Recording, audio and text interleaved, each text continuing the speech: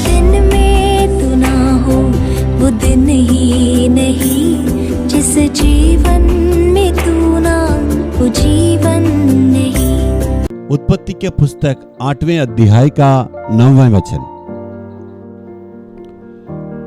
उस कबूतरी को अपने पैर के तले टेकने के लिए कोई आधार न मिला, सो वह उसके पास जहाज में लौट आई, क्योंकि सारी पृथ्वी के ऊपर जल ही जल छाया था। तब उसने हाथ बढ़ाकर उसे अपने पास जहाज में ले लिया। नूह के समय में जल प्रलय हुआ था। जल प्रलय में जहाज में लोग यात्रा कर रहे हैं।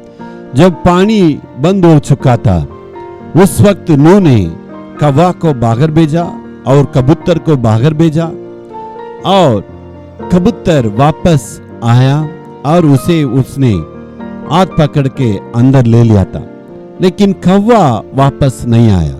वहां पर देखिए, कौवा इधर उधर टहल चुका है और टहल के देखने के वक्त में उनके लिए बहुत सारे स्थान और ठहरने के लिए, यहाँ पैर रखने के लिए मिला था।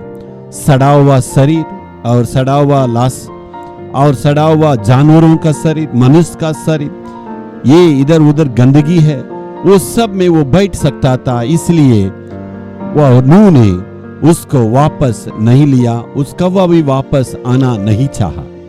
और देखिए, कबूतर को तो ऐसा नहीं है, और कबूतर ऐसे कौवों की तरफ गंदगी में बैठने वाला नहीं है।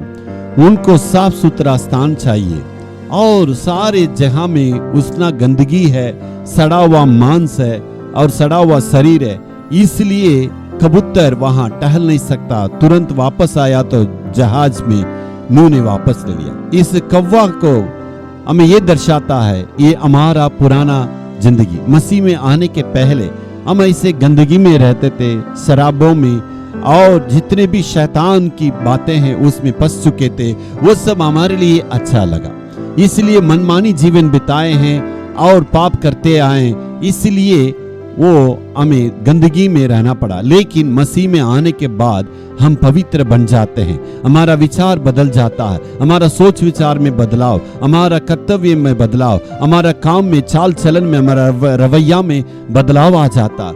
हम कबूतर के समान हैं। हम पुराना पीछे जिंदगी में फिर कभी भी लौट नहीं सकते हैं।